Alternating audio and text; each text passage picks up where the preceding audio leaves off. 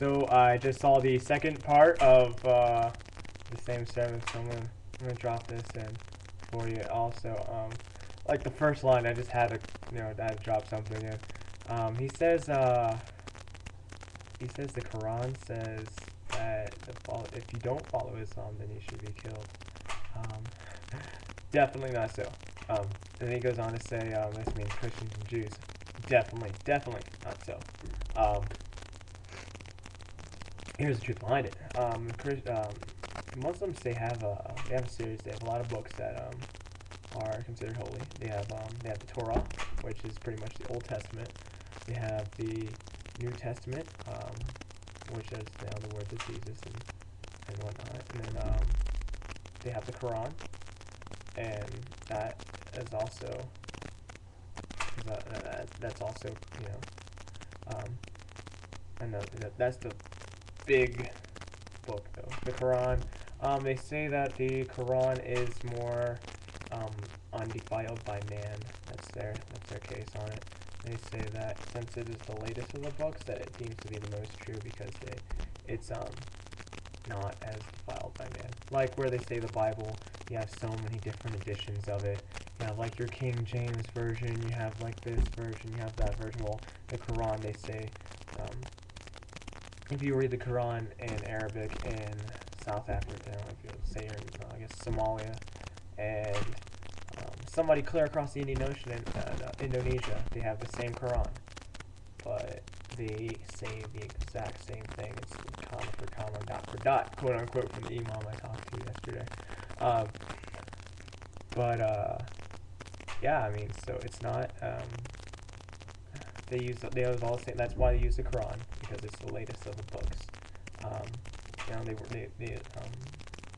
In order to in order to believe the true Muslim faith, you must believe that the works of the books of the books of the Torah and of the I think it was the books of the Torah and of the Bible are true.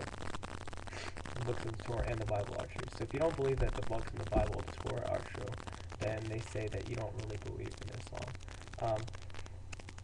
And considering this, why would you kill the Christians and Jews? But I mean, also they have a title for people of the.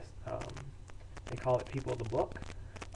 This is actually applied to Christians and Jews. Christians and Jews and Muslims are people of the book. Pretty much, they worship the same God and pretty much the same ideas. Some of the things, like Muslims, they don't consider Jesus to be a divine entity, and the Jews, they don't really like Jesus. Sorry, and then the Christians, Jesus died on the cross and he's the Son of God. Yeah, those are the main basic differences besides other stuff. But overall, they are the people of the book. Now, other religions like polytheistic religions and no deity religions, I guess you can call it that, like Buddhism and whatnot, but they are not the right religion. This is what they say. They say, first, for the inner circle, the people of the book, they say Christians and Jews, they don't really have the right religion, but they are regarded. They are what do they call it? They are valid religions. That's the phrase that it gave me. They're valid religions, and Christianity and Judaism, they're valid religions, but they're not Islam. But they're valid religions, and they're people of the book.